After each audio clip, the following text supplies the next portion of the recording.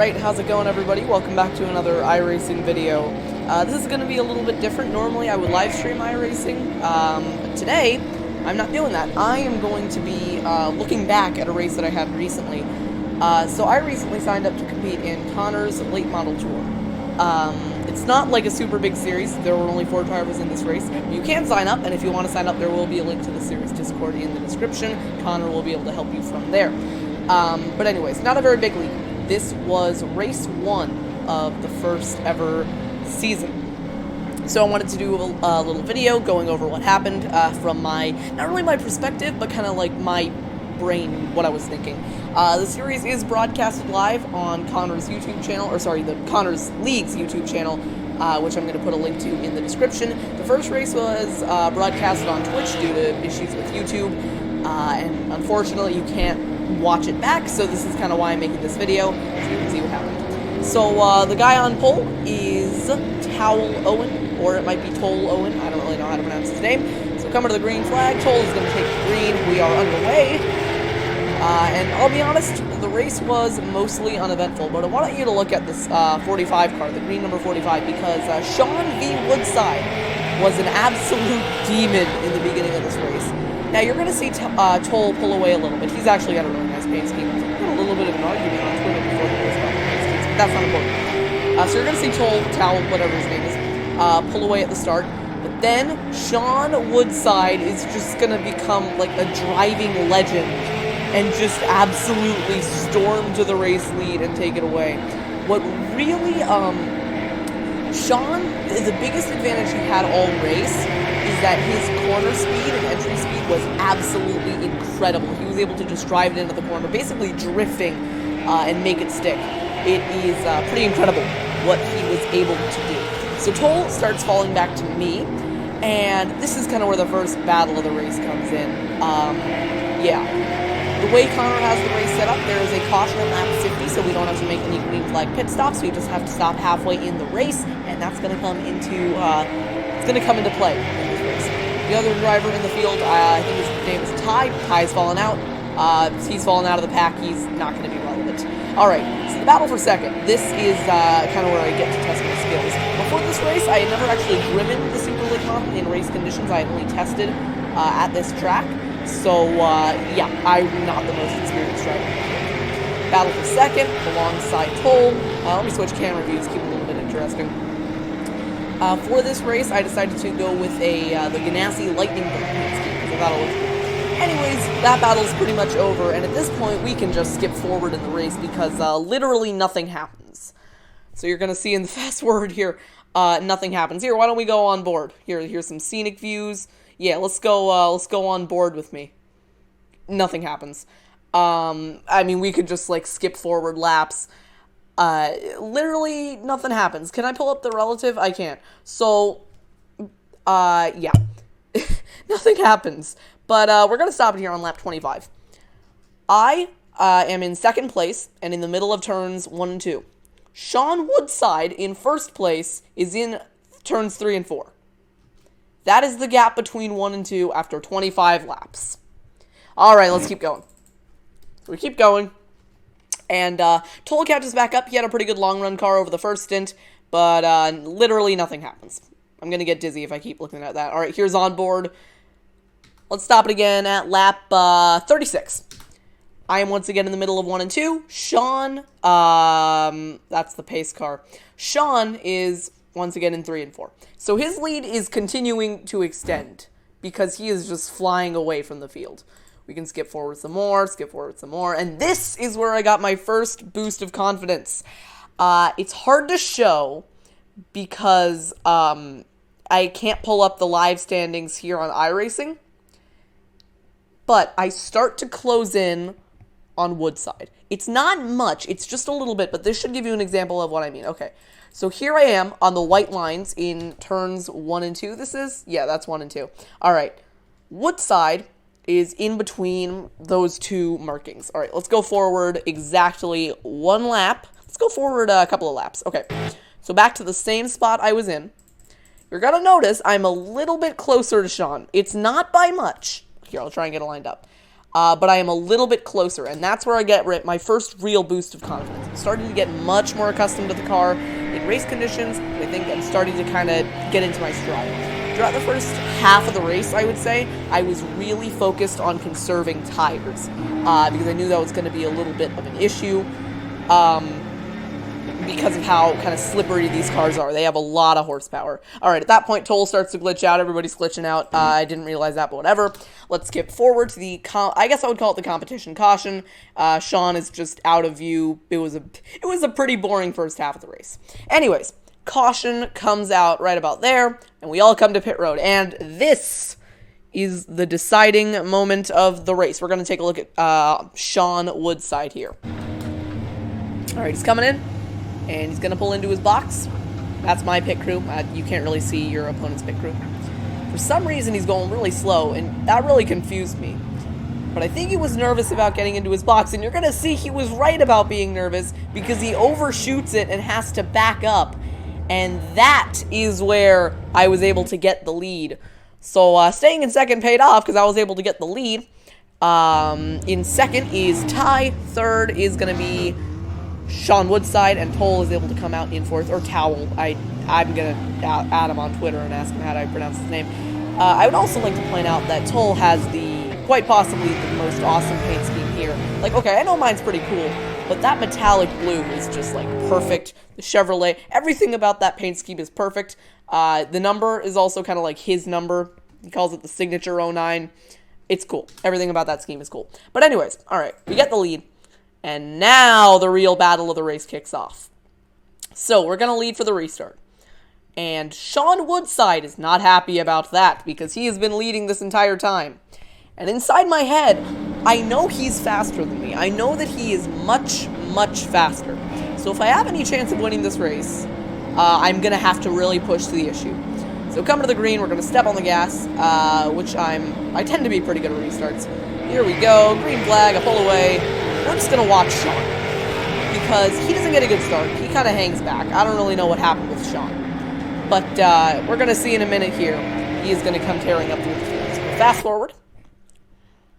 For a while, he actually stays back, and I got a little bit more confident, kind of seeing that he wasn't tearing through the field like I thought he would.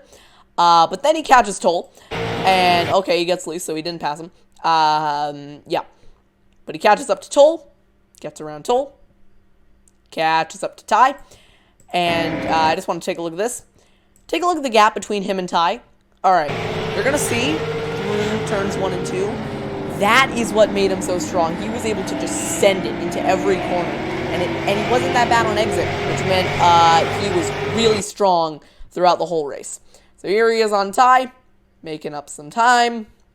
And then he's going to go to the inside, get around Ty. And at this point, I am nervous. Because I know that he is, in theory, much faster than me. In theory, Sean Woodside had no reason to be in second place. He should be winning this race. So let's see how it plays out. That is the first sign of danger. What you're going to see throughout basically the entire last 30 laps of the race is that Sean is absolutely sending it into every single corner, and he is making up time. And you're going to see him getting pretty nervous. I'm going to pull up the telemetry there. You can see it on the bottom left of your screen. Because I am sliding all over the place. A couple of laps into this, I'm like, okay, if I have any hopes of winning, I got to pick up the pace. So I'm getting a lot more aggressive with my throttle inputs. I'm not really worrying about conserving tires because I knew how good I had done at saving tires on the first run. And I'm making mistakes. That's the first thing. I'm like, I don't like going onto the apron there, but I'm going onto the apron. I'm messing up quite a bit. And you're going to see that Sean is not. He is being very consistent. But I think over time, I get a lot more comfortable with my car.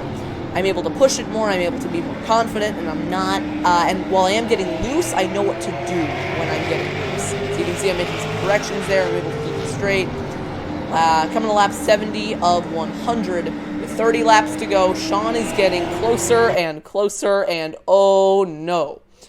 Because with about 30 to go, he starts sending it. And now that he's a lot closer, when he sends it, he gets very close to me. And the way that he's carrying so much speed into the corner is making me very nervous. because I have about a 50% chance of making it out going straight, and another 50% chance of not. But then he starts scaring me, because Sean, he's not doing the typical short track dive bomb where he sends it up the inside. No. He's going up the outside, and I'm like, oh dear Lord, what is happening? So I'm caught off guard by that, because I didn't think he was going to do that. But Sean starts sending it on the outside, and I'm like, I am dead. I am not going to win this race. Because Sean is a very aggressive driver, but in a good way. And I honestly didn't think I could keep up with that, especially with the way that he was sending it into these corners. Now, according to Connor, at some point, Toll goes for a spin. And I don't really know when it happens, but let's see if we can figure it out. Because Connor said that he went for a spin, and that if a caution came out, I wasn't going to win the race. So let's see if he was right about that. Because I didn't notice it, but after the race, Connor asked me in Discord, he was like, hey, did you see Toll spin? I'm like, no, did he spin? And apparently he did. Now, I don't see it here. I don't really know when he spun, but apparently he spun at some point. But you know what? It's not important. Let's go back up to lap 70 or whatever lap we were on. We were on lap 73, I think. So yeah, Sean is catching, and I'm getting nervous.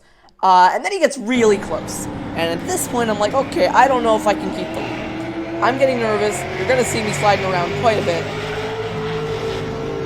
because Sean is getting close. And he gets really close to my back bumper a lot of times going through the corners. And that makes me very nervous, because I know that if he's going too fast into the corner, I am going to end up turned backwards and in the outside wall. So I'm starting to panic. It doesn't look like it from the outside. I'm pretty good under pressure. But on the inside, I'm like, oh dear, oh Lord, I am going to die. This isn't going to end well. And then he starts figuring out his corner edges, which sucks, because that's like the one place I actually had him all day. He sends it on the outside again, which is really throwing me off, because why on earth would he send it on the outside? Yeah, everything he's doing is throwing me off, but I think he's doing that intentionally, and I'm gonna be honest. Sean is an incredible driver. He's extremely aggressive, and I think a lot of times his moves seem kind of dumb, but they're incredibly calculated. He absolutely knows what he's doing, and that shows, because he's getting a lot closer. And if it hadn't been for something that happened later on in the race, I think he would have passed me. But you can see he's incredibly aggressive, especially on corner entries, and really that's something that I struggle with. Being that aggressive on corner entries is something that I've never been good at, because I just don't have the confidence. I'm not great at cars that are really unstable, and you're going to see right there we actually make a little bit of contact, but I'm not great at cars that are really unstable, and Sean is. You see going into the corners, he just has 100% confidence that whatever he's going to do is going to stick. And right there it does. He actually gets to my inside, and this is where the battle really heats up on lap 82, because he's figured out his exits. I thought I had them figured out, but he really hasn't figured out. Meanwhile, update on Toll. Has he spun yet? Well, I can't tell, but I kind of wish I could, because apparently at some point he spun. Anyways. So Sean's catching. He is all over my back bumper. And surprisingly, Ty has actually held pace as well. He was pretty slow in the first run, but he's able to keep pace. Good job, Ty. But so basically just between us for the lead. Funny enough, after the race, Connor actually told me in Discord that he was fully expecting us to take each other out, and that Ty was going to win. And yeah, I could definitely see that happening. So Sean keeps sending it. He's getting scarily close to my back bumper, which I definitely do not like. But he has burnt his stuff out. And that's what you're going to start noticing here as we get towards the end of the race. He's still able to send it because of how confident he is, but he's not able to make it stick like he used to. And that's what's really hurting his momentum. Especially on corner exits, because you'll see I'm a lot more conservative in the middle of the corner and on the entry, but on exits I'm really able to keep it straight and pull away, while Sean is not. Sean is getting extremely loose in the middle of the corner, just trying to send it, and that's going to come back to bite him. So let's go ahead and fast forward here, because all this stuff isn't necessarily important. He gets close, he gets really close, but the thing that made the difference is that he was never able to keep up on exits, and you're going to see I'm going to start to gap him. It's not by much, but I'm starting to pull away because of how loose he's getting, and he's getting desperate. You're going to see he's making some really aggressive moves that aren't necessarily paying off for him. You can kind of see it in the fast forwarding here, but like he is sending it into the corner, and look how sideways he's getting. It's actually incredible that he was able to like arrest that oversteer, but he's getting incredibly loose because he's really trying to catch up to me. And I will say that he probably deserved the win, but in the end, he was not able to get me. We're going to fast forward a little bit more. He keeps making those aggressive moves, but he's just not able to get to me. He's sliding around a lot. He's burnt up his tires, and in the end, you're going to see that he got really aggressive, like right here. Okay, going into the corner, he's going 90 miles an hour while I'm going 75. He's absolutely sending it, but he's getting so loose trying to slow it down that he just can't really get anywhere near. Looking back on it, I think he was trying to go for a bump and run, but it didn't really work out for him. This here was the deciding moment of the race. Going down into 1 and 2, he is trying so hard to get me. He's using all his entry speed, and unfortunately, he's getting back to the throttle really aggressively, but he goes sideways, can't catch me, and I end up running away with the win, which is how I ended up winning round 1 of Connor's late model tour. So that was pretty cool. You're going to see I'm going to do some burnouts on the front straightaway here, which, for the record, I haven't actually figured out, because you're going to see him, like, I'm trying to go to the right here and stay away from the wall, but it didn't really work, but hey, I got it figured out. So yeah, that's how I won my second league race, but my first ever super late model race, and round 1 of Connor's late model tour. The other thing I wanted to take a look at is, apparently Toll went for a spin at some point. I can't really figure out when he did it, so we're gonna analyze it. We're gonna figure out what happened. For the record, I don't know what happened. I was just informed after the race in Discord that at some point Toll, T-Wool, whatever his name is, went for a little bit of a spin through the grass. But it didn't trigger a caution. I think that the cautions for the league are manual, and I guess Connor didn't catch it, so it didn't ring out a caution. Alright, let's see. Did it happen here? Maybe it didn't happen. Maybe Connor just lied to me. Oh, was it there? Was it right there? Nah, it doesn't. Unless that's what he was talking about. I don't think it was that. Maybe, I don't know, maybe he didn't go for a spin, because the way Connor described it to me was like, he gathered it back up, but went for a spin through the grass, which really confused me, but I guess maybe that's what he was talking about. Alright, yeah, as it looks like, at no point in the race did Toll spin. Maybe he did? I don't know, I don't think he did.